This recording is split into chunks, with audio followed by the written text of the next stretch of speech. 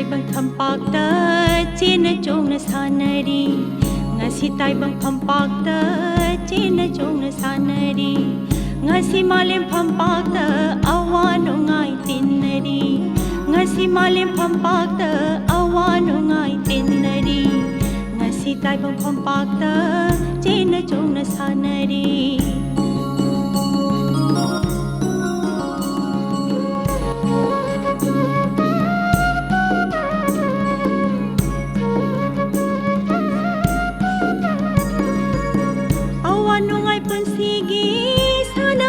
Pampakse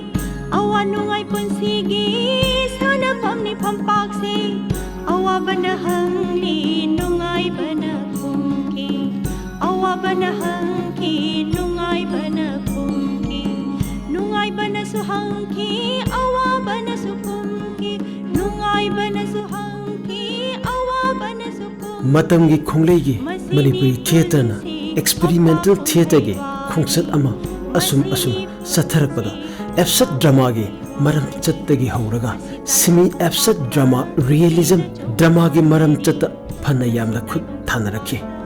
aduga semi absurd drama amasung semi absurd realism haiba wahai sing asige wahandi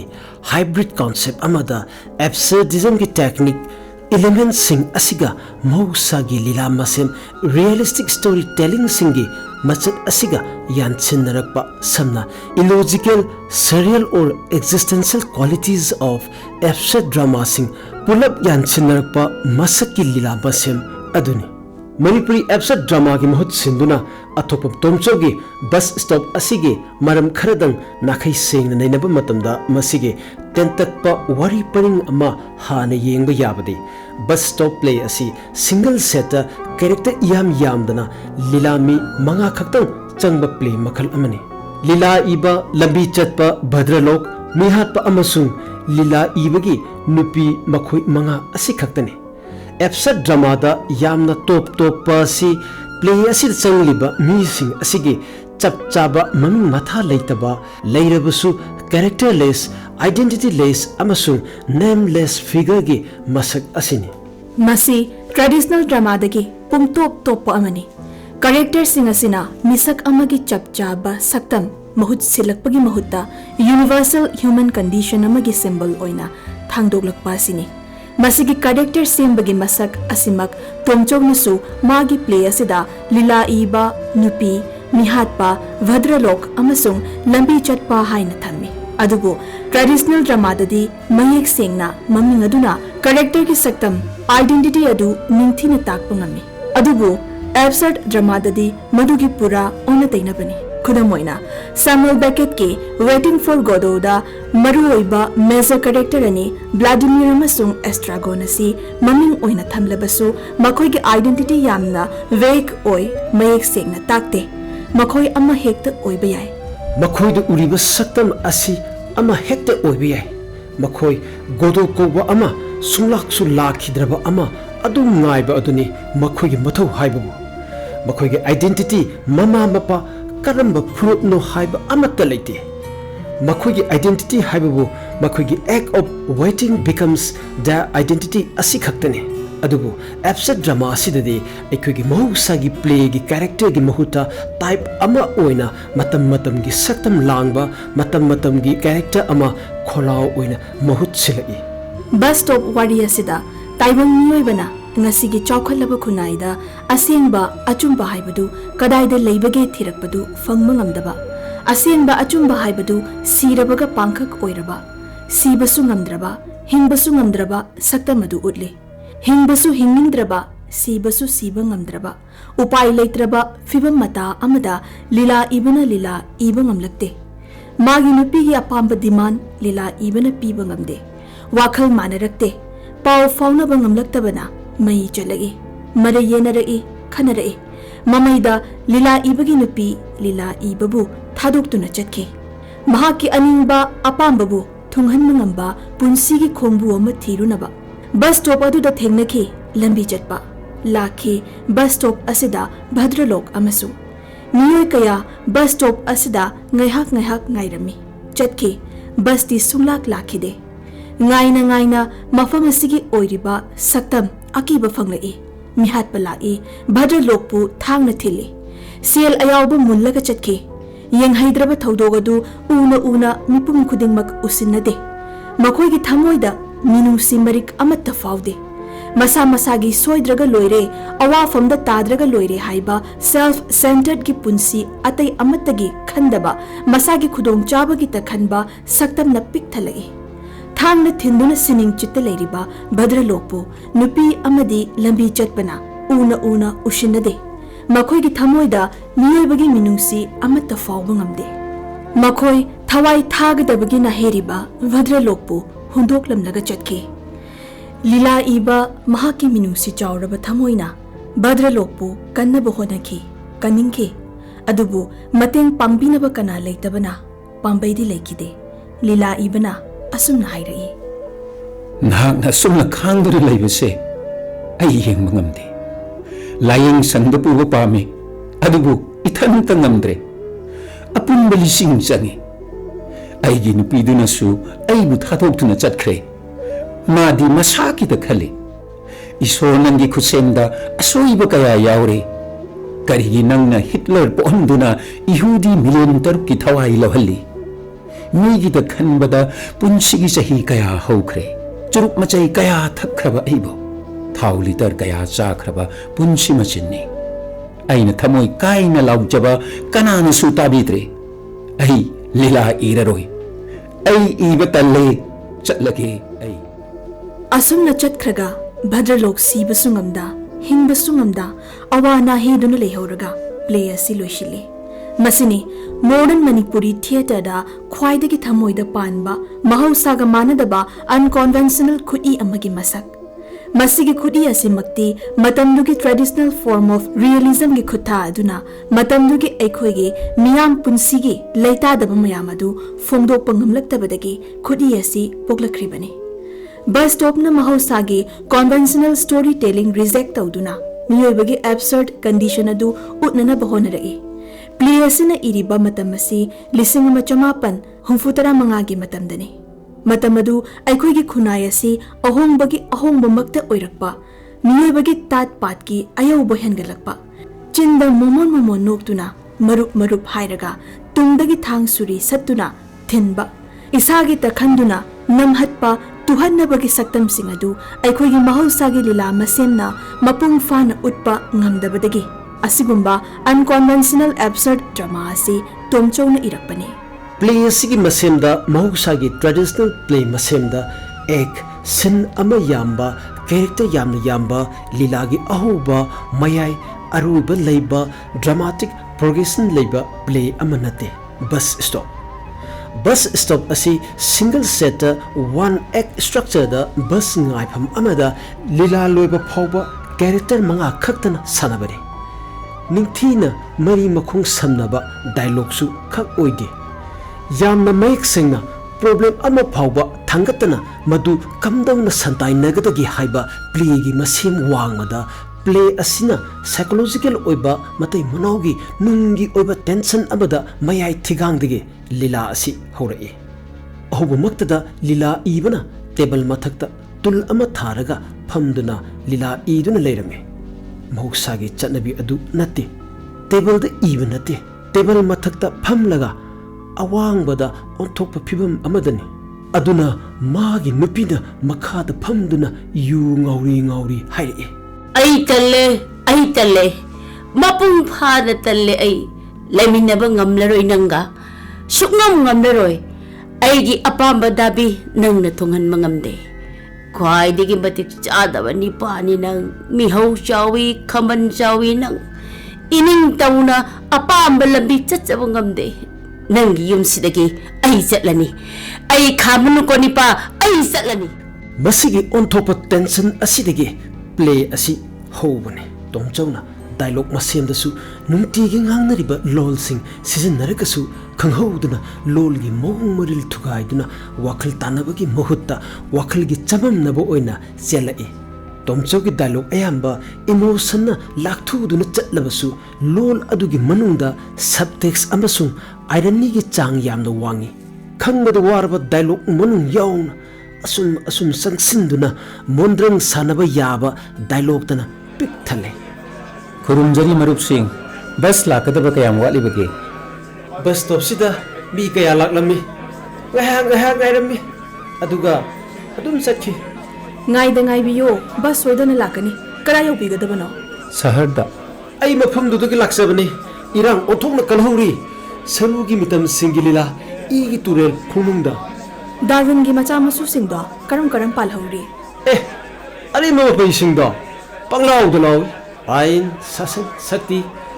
policy masigi bat madugi bat abuk toiba nakong segai sayet ne yesin ne yansin ne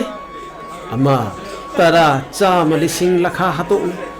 dabi mayam gi mahi taksin na bagi lonai der balan phamda asi bagi babukta sigadorobana phamduna leho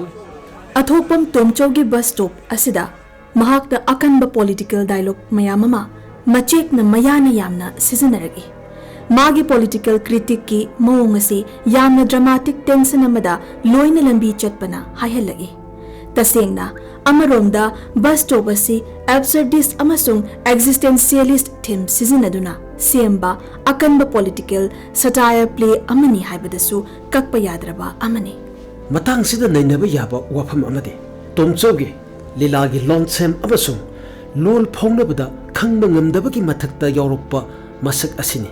tomchongna miyamgi nungtigi ngangnariba achamba lol khangbada laiba lol sing sizinarambadagi khanghaudana maibina lai tongbada ngangbagum lol sem thugairakpa asida wakhal chamamnaba amade mondrang sanaba natural understanding gi wangbada hek chatharakpa asini aduga play asi lila ibaga magi nupiga lambi chatpaga pau phongnarakta mayam failure of communication asina amuk lila pumba humduna chalagi Lumina Tomcho ki character masemda aikhoigi mahausa ge lila masemgi traditional sense adugi pura ona tainabada lilami adugi maramchat adu nakhai sengna nainaba yaraktaba makoi mayamasi modern life ki machet ninkhairakhlaba saktam amamamge mahut sinduna symbolic figure oina chongthorakpa asini Kudamoina modern life ta achumba asengba tat pat yaugdaba saktam ama utpa haibasi yamna abstract oiba amane achumba haibasi ekhoina uriba wan asige wangmuda tomchogi wanda logically thangdoklakpagi mahutta symbolically badralok koba character asi thangdoklai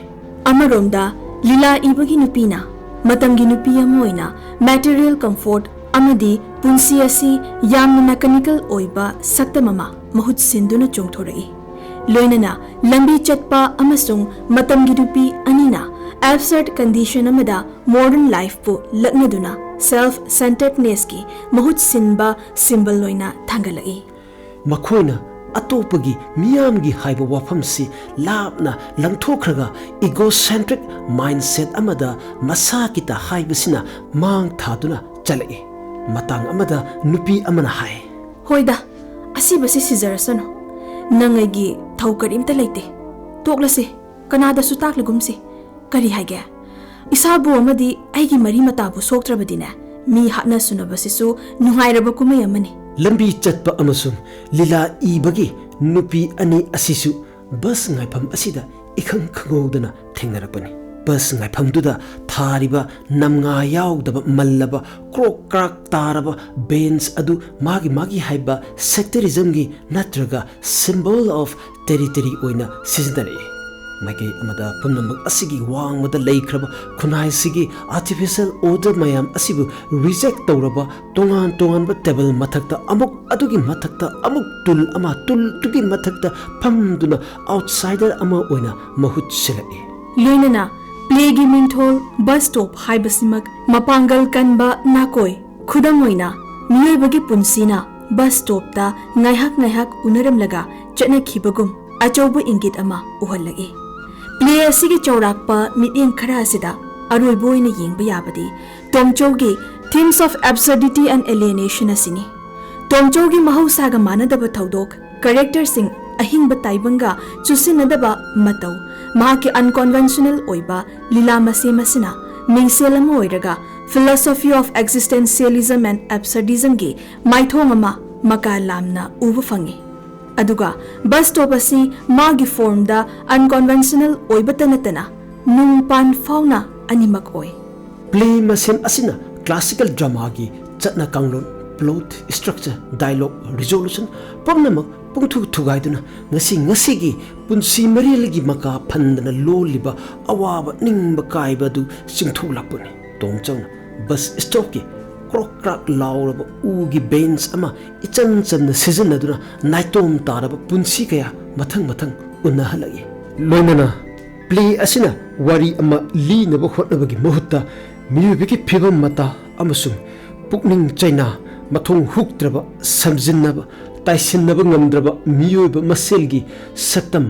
makhai phangna lutharaba achumba saktam adu timeless example oina thambirame yamna ngaklibadi ngasai drama se 1975 ta irambani aduga hujik phawbuse sahi yankhai mukti sure matamduda oza tom chauna ibiram liba se lilagi masem andagi matamdugi miyoiba samaj dugi khunai dugi mahangna uriba machatsing miyeng sana yengba ngamba uba ngamba mahaki miyeng sina ngasi contemporary society asidasu adum chanaduna leiba haibadi mahana lila du thambiram liba masa gi ta khanba amaga mat hanna yengna daba ai hingaga loire ai isa nungairaga loire na khanaba adumba miyoibagi machat ado aduga loinana achumba asengba haibadu masi leiraktraba matam asida karam haina achumba asengba sibu hingatlandage haidana mana thambiram liba matam dugi mana khitang hairambaduna ngasi bawda nainabagi loiba naidaba asigumlaba fajaraba koigi bus stop haiba ase masi ozana thambiram ba asina ekoi miyoi ekoi hauraiba miyoi samaj asida yamna achauwa dal ama pibirambaga loinana mapa naidraba ozagi dugumba hotna zaman aduga ekoina su aina duna loiba nairoidoba koida achauwa thauna achauwa wakhalol ama chumba wakhalonda changnanabagi phangnabagi achauwa thauna ama pibirambani haiba wafamsi thamjakriba absurd drama gi maram chatkaya sina maram oiraga absurd theater asi modern world theater da akanba revolutionary movement ama oikrabasu micham ayengba singda ayamba matamda maithiba play oihanki adubu masigi matangdadi tongchou micham ayengba singbu yamna haisingna faba gamba toppa haisingba leiba realistic foundation amada absurd technique yansinbangi mahayamadi angakpa amani mahakna mawong maril kairaba thawong amasung philosophical truth aniyasigi chang semba onthokna haiba dramatist amani samna mahaki playwriting art asidadi ahanbadadi mari makhom amaga samnadaba wafam natraga phibam sing asi single subject amada focus tawduna punsilakpa ngambagi masak asi playwright amagi khwaidagi heisingba amane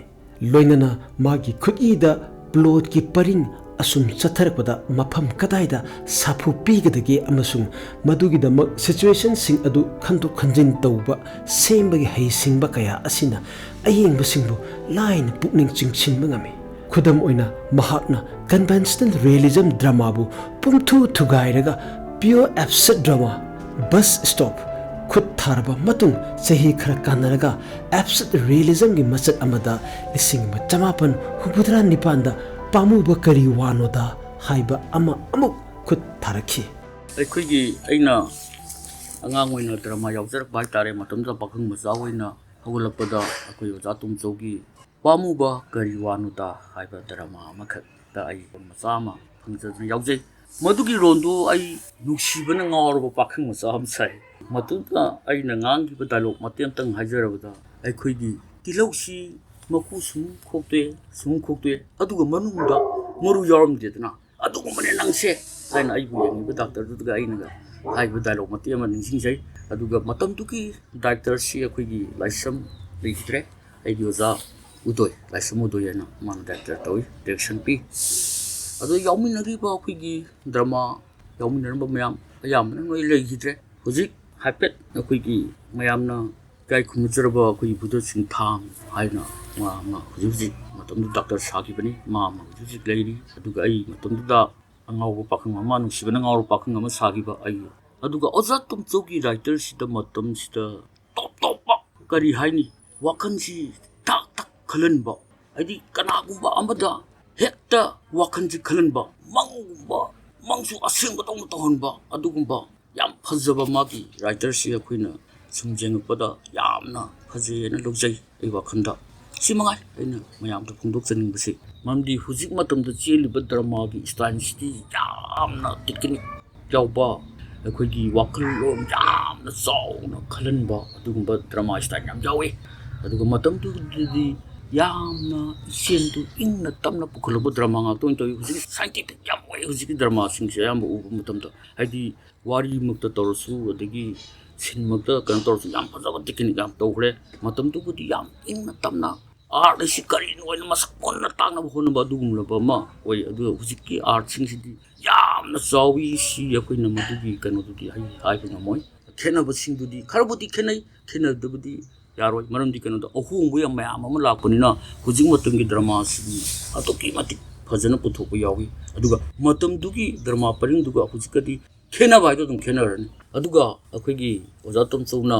ꯃꯥꯒꯤ ꯗ꯭ꯔꯃꯥꯒꯤ ꯈꯣꯡꯆꯠꯁꯤꯗ ꯃꯥꯒꯤ ꯔꯥꯏꯇꯔꯁꯦ ꯃꯁꯤꯗꯩꯗ ꯑꯩꯈꯣꯏꯒꯤ ꯃꯤꯑꯣꯏꯕꯗ ꯌꯥꯝ ꯀꯥꯟꯅꯕ ꯍꯥꯏꯗꯤ ꯄꯥꯎꯇꯥꯛ ꯌꯥꯎꯕ ꯑꯗꯨ ꯃꯤꯌꯥꯝꯅ ꯈꯪꯕꯗ ꯌꯥꯝ ꯐꯖꯒꯗꯧꯕ ꯑꯗꯨꯒꯨꯝꯂꯕ ꯈꯣꯡꯆꯠ ꯑꯃ ꯃꯉꯣꯟꯗ ꯏꯇꯠ ꯇꯠꯇꯅ ꯌꯥꯎꯏ ꯑꯩꯈꯣꯏꯒꯤ ꯑꯣꯖꯥ ꯇꯣꯝꯆꯧꯒꯤ ꯄꯥꯝꯃꯨꯕ ꯀꯔꯤ ꯋꯥꯅꯣꯗ ꯍꯥꯏꯕ ꯗ꯭ꯔꯃꯥꯁꯤ ꯑꯣꯖꯥꯅ ꯃꯁꯤ ꯑꯦꯁꯦꯠ ꯗ꯭ꯔꯃꯥꯅꯤ ꯍꯥꯏ ꯃꯁꯤꯒꯤ ꯅꯩꯅꯕꯁꯤꯗ ꯑꯩꯈꯣꯏ ꯃꯌꯥꯝ ꯈꯟꯕꯁꯤꯗ ꯈꯪꯐꯝ ꯊꯣꯛꯇꯦ ꯀꯣꯛ ꯉꯥꯎꯈꯤ ꯌꯥꯝꯅ ꯀꯔꯤ ꯍꯥꯏꯅꯤ ꯑꯩꯈꯣꯏ ꯈꯪꯐꯝ ꯊꯣꯛꯇꯕ ꯑꯃꯈꯛ ꯑꯣꯏꯈꯤ ꯑꯗꯨ ꯃꯥꯒꯤ ꯍꯥꯏꯔꯤꯕ ꯔꯥꯏꯇꯔꯁꯒꯤ ꯈꯨꯏꯁꯤꯗ ꯑꯩꯈꯣꯏꯅ ꯑꯉꯛꯄ ꯑꯃ ꯑꯣꯏꯅ ꯐꯥꯎꯈꯤ ꯃꯪꯁꯨ ꯌꯥꯎꯁꯤꯜꯂꯛꯄ ꯇꯥꯏꯕꯪꯁꯨ ꯌꯥꯎꯁꯤꯜꯂꯛꯄ ꯑꯗꯨꯅ ꯍꯦꯛꯇ ꯀꯩꯅꯣꯝ ꯑꯣꯏꯅ ꯑꯩꯈꯣꯏꯗ ꯀꯔꯤ ꯍꯥꯏꯅꯤ ꯍꯥꯏꯐꯝ ꯈꯪꯗꯕ ꯋꯥꯈꯜꯂꯣꯟ ꯑꯃꯈꯛꯅ ꯑꯩꯈꯣꯏꯗ ꯅꯩꯗꯨꯅ ꯂꯩꯈꯤꯕ ꯃꯇꯝꯗꯨ ꯌꯥꯝ ꯋꯥꯅ ꯈꯪꯕ ꯉꯝꯗ꯭ꯔꯦ ꯑꯊꯣꯛꯄꯝ ꯇꯣꯝꯆꯧꯒꯤ 1994 ꯑꯗꯨꯋꯥꯏꯗ ꯑꯦꯕꯁꯔꯗ ꯔꯤꯌꯦꯂꯤꯖꯝ ꯗ꯭ꯔꯃꯥꯒꯤ ꯃꯔꯝꯆꯠꯇ ꯈꯨꯠ ꯊꯥꯈꯤꯕ ꯗ꯭ꯔꯃꯥ ꯑꯁꯤ 1965ꯗ ꯂꯤꯡꯈꯠꯈꯤꯕ ꯃꯣꯡꯁꯥꯡꯒꯩꯗ ꯂꯩꯕ ꯒꯦꯂꯦꯛꯁꯤ ꯃꯣꯕꯥꯏꯜ ꯗ꯭ꯔꯃꯥꯅ ꯁ꯭ꯇꯦꯠ ꯀꯂꯥ ꯑꯦꯀꯥꯗꯃꯤꯅ ꯁꯤꯟꯕ ꯑꯣꯜ ꯃꯅꯤꯄꯨꯔ ꯗ꯭ꯔꯃꯥ ꯐꯦꯁꯇꯤꯚꯦꯜꯗ ꯁꯔꯨꯛ ꯌꯥꯈꯤ ꯍꯥꯏꯔꯤꯕ ꯊꯤꯌꯦꯇꯔ ꯂꯨꯞ ꯑꯁꯤ ꯅꯣꯡꯒꯥꯈ꯭ꯔꯕ ꯂꯥꯏꯁ꯭ꯔꯝ ꯎꯗꯣꯏ ꯈꯨꯃꯟ ꯑꯃꯁꯨꯡ ꯅꯣꯡꯒꯥꯈ꯭ꯔꯕ ꯑꯊꯣꯛꯄꯝ ꯇꯣꯝꯆꯧ ꯑꯁꯤꯅ ꯐꯥꯎꯟꯗꯔ ꯄ꯭ꯔꯦꯁꯤꯗꯦꯟꯠ ꯑꯃꯗꯤ ꯐꯥꯎꯟꯗꯔ ꯔꯥꯏꯇꯔ ꯑꯣꯏꯅ ꯂꯤꯡꯈꯠꯈꯤꯕꯅꯤ ꯍꯥꯏꯔꯤꯕ ꯑꯦꯕꯁꯔꯗ ꯔꯤꯌꯦꯂꯤꯖꯝꯒꯤ ꯗ꯭ꯔꯃꯥ ꯃꯔꯝꯆꯠ ꯑꯁꯤꯗꯗꯤ ꯑꯌꯦꯡꯕꯁꯤꯡꯗ ꯀꯥ ꯍꯦꯟꯅ ꯆꯃꯝꯅꯕ ꯐꯥꯎꯍꯟꯗ꯭ꯔꯦ ꯄ꯭ꯂꯦ ꯑꯗꯨ ꯍꯧꯔꯛꯄ ꯃꯇꯝꯗ ꯍꯥꯟꯅꯒꯤ ꯇ꯭ꯔꯦꯗꯤꯁꯅꯦꯜ ꯔꯤꯌꯦꯂꯤꯁꯇꯤꯛ ꯗ꯭ꯔꯃꯥꯒꯤ ꯍꯧꯕꯒꯤ ꯃꯔꯝꯆꯠꯇ ꯃꯐꯝ ꯃꯇꯝ ꯀꯦꯔꯦꯛꯇꯔ ꯅꯤꯡꯊꯤꯅ ꯁꯛꯇꯥꯛꯂꯛꯂꯦ ꯃꯁꯤꯒꯤ ꯑꯦꯕꯁꯔꯗ ꯔꯤꯌꯦꯂꯤꯖꯝ ꯗ꯭ꯔꯃꯥꯒꯤ ꯂꯤꯂꯥ ꯈꯨꯁꯦꯝ ꯑꯁꯤꯗꯗꯤ ꯐꯥꯒꯤ ꯃꯊꯧ ꯀꯣꯃꯤꯛ ꯇꯣꯟ ꯍꯥꯞꯄ ꯑꯁꯤꯅ ꯈ꯭ꯋꯥꯏꯗꯒꯤ ꯃꯔꯨꯑꯣꯏꯕ ꯊꯧꯗꯥꯡ ꯑꯣꯏꯔꯦ ꯑꯗꯨꯒ ꯑꯗꯨꯒꯨꯝꯕ ꯐꯥꯒꯤ ꯃꯆꯜ ꯑꯗꯨꯅ ꯋꯥꯈꯜꯒꯤ ꯆꯝꯈ꯭ꯔꯕ ꯑꯃꯗꯤ ꯃꯣꯗꯔꯟ ꯂꯥꯏꯐꯀꯤ ꯃꯍꯥꯝ ꯇꯥꯔꯕ ꯊꯧꯗꯧ ꯑꯗꯨ ꯅꯤꯡꯊꯤꯅ ꯐꯣꯡꯗꯣꯔꯛꯏ ꯄ꯭ꯂꯦ ꯑꯗꯨꯅ ꯅꯤꯡꯊꯤꯅ ꯔꯤꯌꯦꯂꯤꯁꯇꯤꯛ ꯁꯦꯇꯤꯡ ꯎꯠꯇꯨꯅ ꯑꯁꯨꯝ ꯆꯠꯊꯔꯛꯂꯒ ꯑꯗꯨꯒꯤ ꯈꯪꯍꯧꯗꯅ ꯑꯣꯟꯊꯣꯛꯄ ꯃꯍꯧꯁꯥꯒ ꯃꯥꯟꯅꯗꯕ ꯊꯦꯡꯅꯗ꯭ꯔꯤꯕ ꯐꯤꯚꯝ ꯃꯇꯥ ꯑꯃ ꯑꯌꯦꯡꯕꯗ ꯈꯪꯊꯦꯡ ꯊꯦꯡꯅꯍꯜꯂꯤ ꯃꯁꯤꯒꯤ ꯁ꯭ꯇ꯭ꯔꯦꯟꯖ ꯅꯠꯇ꯭ꯔꯒ ꯏꯂꯣꯖꯤꯀꯦꯜ ꯑꯣꯏꯕ ꯃꯇꯥ ꯑꯁꯤꯕꯨ ꯐꯥꯒꯤꯒꯤ ꯑꯍꯦꯟꯕ ꯆꯥꯡꯅ ꯍꯦꯟꯅ ꯃꯇꯦꯡ ꯄꯥꯡꯉꯤ ꯈꯨꯗꯝ ꯑꯣꯏꯅ ꯑꯦꯕꯁꯔꯗꯤꯁꯠ ꯄ꯭ꯂꯦꯔꯥꯏꯠ ꯍꯦꯔꯣꯜꯗ ꯄꯤꯟꯇꯔ ꯑꯦꯗꯋꯥꯔꯗ ꯑꯜꯚꯤꯅꯆꯤꯡꯕꯅ ꯍꯩꯅ ꯁꯤꯡꯅ ꯍ꯭ꯌꯨꯃꯔꯕꯨ ꯑꯦꯟꯇꯔꯇꯦꯟꯃꯦꯟꯠꯀꯤ ꯃꯔꯝ ꯑꯣꯏꯅ ꯁꯤꯖꯤꯟꯅꯕꯒꯤ ꯃꯍꯨꯠꯇ ꯃꯤꯑꯣꯏꯕꯒꯤ ꯄꯨꯟꯁꯤꯒꯤ ꯅꯥꯝꯃ ꯍꯣꯔꯥꯠꯄ ꯃꯇꯧ ꯑꯗꯨ ꯅꯤꯡꯇꯤꯒꯤ ꯊꯦꯡꯅꯔꯤꯕ ꯋꯥꯔꯤ ꯋꯥꯇꯥꯏꯒꯤ ꯐꯤꯚꯝ ꯃꯇꯝꯅ ꯑꯣꯏꯍꯜꯂꯛꯄ ꯅꯣꯛꯅꯤꯡ ꯊꯧꯗꯧꯅ ꯁꯥꯒꯠꯂꯤ ꯑꯗꯨꯒ ꯑꯦꯕꯁꯔꯗ ꯔꯤꯌꯦꯂꯤꯖꯝꯒꯤ ꯗ꯭ꯔꯃꯥ ꯃꯔꯝꯆꯠ ꯑꯁꯤꯗ ꯌꯥꯝꯅ ꯅꯨꯡꯉꯥꯏꯕ ꯑꯃꯅ ꯅꯣꯛꯅꯤꯡꯕ ꯑꯃꯒ ꯀꯣꯃꯤꯛ ꯃꯤꯁꯑꯟꯗꯔꯁꯇꯦꯟꯗꯤꯡ ꯁꯤꯆꯨꯌꯦꯁꯟ ꯑꯃꯗ ꯃꯈꯣꯏ ꯃꯁꯦꯜ ꯏꯔꯥꯛꯅꯔꯛꯄ ꯑꯁꯤꯅꯤ ꯀꯦꯔꯦꯛꯇꯔ ꯃꯁꯦꯜ ꯑꯅꯤ ꯅꯠꯇ꯭ꯔꯒ ꯑꯍꯦꯟꯕ ꯀꯦꯔꯦꯛꯇꯔꯁꯤꯡꯅ ꯑꯃꯒ ꯋꯥꯈꯜ ꯐꯥꯎꯅꯕ ꯉꯝꯅꯔꯛꯇꯕ ꯂꯥꯟꯅ ꯋꯥꯉꯥꯡꯗ ꯑꯦꯛꯁꯟꯗ ꯄꯨꯛꯅꯤꯡꯒꯤ ꯃꯇꯥꯗ ꯂꯣꯏꯅ ꯃꯤꯁꯏꯟꯇꯔꯄ꯭ꯔꯤꯠ ꯇꯧꯅꯔꯛꯄꯁꯤ ꯑꯦꯕꯁꯔꯗ ꯔꯤꯌꯦꯂꯤꯖꯝꯒꯤ ꯌꯥꯝꯅ ꯃꯔꯨ ꯑꯣꯏꯕ ꯗ꯭ꯔꯃꯥꯇꯤꯛ ꯗꯤꯚꯥꯏꯁ ꯑꯃꯅꯤ ꯍꯥꯏꯔꯤꯕ ꯑꯦꯕꯁꯔꯗ ꯔꯤꯌꯦꯂꯤꯖꯝ ꯗ꯭ꯔꯃꯥꯒꯤ ꯃꯔꯝꯆꯠ ꯑꯁꯤꯗ ꯑꯦꯕꯁꯔꯗ ꯗ꯭ꯔꯃꯥꯒꯤ ꯐꯥꯒꯤꯒꯤ ꯃꯥꯏꯈꯨꯝ ꯀꯣꯃꯤꯛ ꯃꯥꯔꯛꯁ ꯎꯞꯄꯒꯤ ꯃꯔꯝꯆꯠ ꯑꯁꯤꯁꯨ ꯄꯨꯝꯊꯥ ꯊꯥꯗꯣꯛꯇꯦ ꯁꯝꯅ ꯑꯦꯕꯁꯔꯗ ꯗ꯭ꯔꯃꯥ ꯀꯦꯔꯦꯛꯇꯔꯁꯤꯡꯅ ꯄꯨꯛꯅꯤꯡ ꯋꯥꯈꯜ ꯃꯇꯥꯒꯤ ꯍꯦꯟꯅ ꯂꯨꯊꯕ ꯃꯁꯛꯀꯤ ꯑꯦꯛꯇꯤꯡ ꯎꯠꯄꯒꯤ ꯃꯍꯨꯠꯇ ꯃꯈꯣꯏꯒꯤ ꯃꯃꯥꯏꯗ ꯀꯣꯃꯤꯛ ꯃꯥꯔꯛꯁ ꯎꯞꯄꯒ ꯑꯦꯛꯇꯤꯡ ꯇꯧꯕꯒꯤ ꯃꯁꯛ ꯑꯁꯤꯗ ꯂꯤꯂꯥ ꯇꯧꯔꯛꯏ ꯃꯁꯤꯒꯤ ꯐꯤꯚꯝꯒꯤ ꯃꯇꯥ ꯑꯁꯤꯗ ꯑꯊꯣꯛꯄꯝ ꯇꯣꯝꯆꯧꯅ ꯃꯍꯥꯛꯀꯤ ꯑꯦꯕꯁꯔꯗ ꯔꯤꯌꯦꯂꯤꯖꯝ ꯄ꯭ꯂꯦ ꯄꯥꯝꯃꯨꯕ ꯀꯔꯤ ꯋꯥꯅꯣꯗ ꯁꯦꯝꯂꯛꯏ꯫ ꯄ꯭ꯂꯦ ꯑꯁꯤ 1994ꯒꯤ ꯃꯇꯝꯗ ꯒꯦꯂꯦꯛꯁꯤ ꯃꯣꯕꯥꯏꯜ ꯗ꯭ꯔꯃꯥ ꯃꯣꯡꯁꯥꯡꯒꯩꯅ ꯁꯥꯟꯅꯕꯗ ꯅꯣꯡꯒꯥꯈ꯭ꯔꯕ ꯂꯥꯏꯁ꯭ꯔꯝ ꯎꯗꯣꯏ ꯈꯨꯃꯟꯅ ꯗꯤꯔꯦꯛꯁꯟ ꯄꯤꯈꯤ꯫ ꯄ꯭ꯂꯦ ꯑꯁꯤ ꯃꯤ ꯌꯥꯝꯅ ꯆꯪꯗꯅ ꯀꯦꯔꯦꯛꯇꯔ 4 ꯈꯛꯇꯅ ꯁꯤꯡꯒꯜ ꯁꯦꯠꯇ ꯁꯥꯟꯅꯕꯅꯤ꯫ ꯂꯤꯂꯥꯒꯤ ꯊꯧꯗꯣꯛ ꯄꯨꯝꯅꯃꯛ ꯀ꯭ꯂꯤꯅꯤꯀꯦꯜ ꯁꯥꯏꯀꯣꯂꯣꯖꯤꯁꯠ ꯗꯣꯛꯇꯔ ꯑꯃꯒꯤ ꯀꯟꯁꯜꯇꯤꯡ ꯔꯨꯝ ꯑꯃꯗ ꯂꯣꯏꯅ ꯊꯣꯛꯍꯟꯕꯅꯤ꯫ ꯍꯥꯏꯔꯤꯕ ꯑꯦꯕꯁꯔꯗ ꯔꯤꯌꯦꯂꯤꯖꯝ ꯗ꯭ꯔꯃꯥ ꯄꯥꯝꯃꯨꯕ ꯀꯔꯤ ꯋꯥꯅꯣꯗ ꯍꯥꯏꯕꯁꯤꯗ ꯁꯛꯇꯝ ꯂꯥꯡꯈꯤꯕꯁꯤꯡꯗꯤ क्लिनिकल साइकोलॉजिस्ट डॉक्टर की सकतमदा बुधा चिंगथाम, बीरेन की सकतमदा नोंगाख्रबा लोइतोंगबम गोजेन, बीरेन की लोइनबी सैरिंग इबी अमगी सकतमदा सितारानी शर्मा, मंत्री अमगी सकतमदा नोंगाख्रबा याइथेंगबम जयंता, अमसुंग नुंगसी मैचाक नंगावरबा नहा अमा यामबेम प्रियो कुमार। प्ले असी मियोय मखल सुना क्लिनिकल साइकोलॉजिस्ट असीदा तानबा लाए। मखोइना पुरकलिबा पुकनिंगी मतासिंगदी मखोइ मसेल अमना अमबु थाजनदबगी प्रॉब्लम लाक्तने। मंत्री अमना ऑपोजिशन लुचिंगबा अमगा कन्ना नुंगसिनदबगी वारीदा मागी मंगदा असेंबली कारकपदा असेंबली गेटा ऑपोजिशन लुचिंगबा थिंगने। ऑपोजिशन लुचिंगबना मंत्रीदुदा खुदोंबि थिंदुना कन्ना वांथबा मखै नोई। मंत्रीना मसादा हंथना येंगलुबदा मसादा मफी अमता सेटलमद्रे। मदुगी इकाइबा सौनिंगबना मिकअप थोलकलबसु सुंफत फत्रे। मदुगी मंगी थौदोक अदुगिदमक डॉक्टर अदुदा लायेंगबा लागे। नुंगसीबदा ngauraba naha aduna नुंगसीबदा ngauraba सैरेंग त थीदुना ले। डॉक्टर अदुदा टेप रिकॉर्ड तौदुना एनालाइसिस तवे। बीरेनगी नुपी ओचा ओइबी नुपीदुना महाकी मपुर ओइबबु सैथादुना नुंगसी सैरेंग कया ईदुना लाइरिक फोंग। मागी नुपा बीरेना मागी नुपीना अरोनबा नुपा अमगा नुंगसिनरे हाइदुना पुकनिंग फाथबा ngamdana सैरेंग लाइरिकटु डॉक्टर टु द पीदुना वकटले। मखोय अनिगी कॉन्फ्लिक्ट असुम हेंगलगी। बीरेना मागी नुपीगी ममल यामलबा सना लुपा मयाम अमा पुरक्तुना डॉक्टर दा वाकटले। मागी ओजा मचा अमा ओइबदुना असुक यामबा सना लुपा साबा ngamba हौनदे अरोनबा नुपादुना साबनी हाइरे। सैरेंग लाइरिक पामुबा करी वानोदा हाइरिबासी नुपा अदुनी हाइना मखै फंगना साउरे। खंगहौदना डॉक्टर की का अदुदा मागी नुपी यौरई। मखोय वाफंगनरई। अदुबु ममैदा नुपीदुना सनादु अरुपा ngaktani पामुबा हाइरिबसे नहापुनी हाइना बीरेनबु वाखल ताहले। अदुगा मखोय अनि नुंशीनना हनमिनकी। ममैदा all people are crazy nowadays हाइरगा डॉक्टर अदु सोफादा लोंगना तारगा प्ले अदु लोशिले। मसिनी पुंसी फंपा कुंभैवारी मसिनी पुंसी फंपा कुंभैवारी ngasi taibang pampakta chena chongna sanari ngasi taibang pampakta chena chongna sanari